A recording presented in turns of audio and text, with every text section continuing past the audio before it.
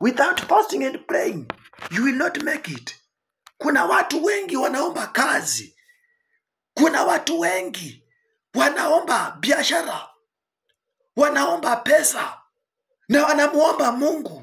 Wanamwambia Mungu, ninakuomba. Wanafunga siku 21, mwezi mzima, siku 40, wakiomba kile kitu unataka.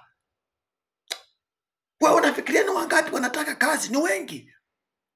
And all of them, they are praying. And if you are God, will you answer the prayer? Utajibu maombi ya nani? Hata kama wewe ni Mungu. Kila mtu anaomba. Kila mtu anafunga. Anamwambia Mungu, nipe kazi. Anatoa sadaka zake. Anatoa dhabihu zake kwa Mungu. Anaomba kazi. Watu mamilioni wanaomba kazi. Na wewe uko hapa hutaki kuomba. Maandiko yanasema ya kwamba ufalme wa mbinguni utanyakuliwa kwenye nguvu. Amen. Wewe hutaki kuomba kwa bidii. Hutaki kufunga na kuomba. Hutaki kutoa sadaka yako. Unamwambia Mungu, nipatie mzee wa kukaa naye. Atatoka wapi kama hautaki kufunga? Ni wasichana wengi wanaomba wazee.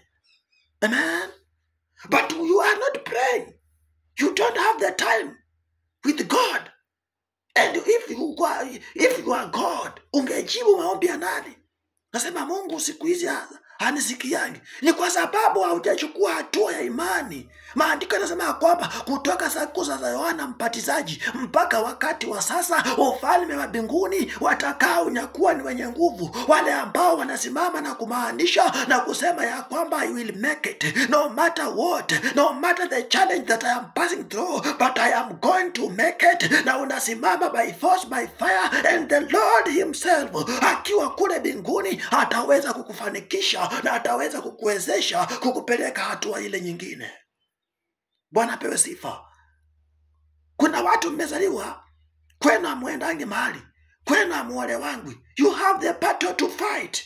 In the book of John, Matthew chapter 11 verse 12.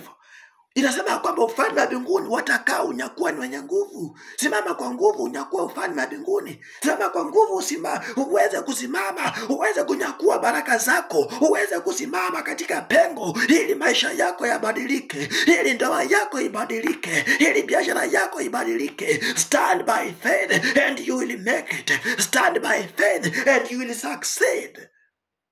Amen. You will not make it if you don't have force. The Bible says, from the days of John the Baptist, the kingdom of God shall take it by violence. Itanyakuliwa kwenye nguvu. Simama kwa nguvu unyakue baraka zako ndugu yangu. Na hapo utaweza kufanikiwa. Amen. Bwana Yesu apewe sifa. Amen.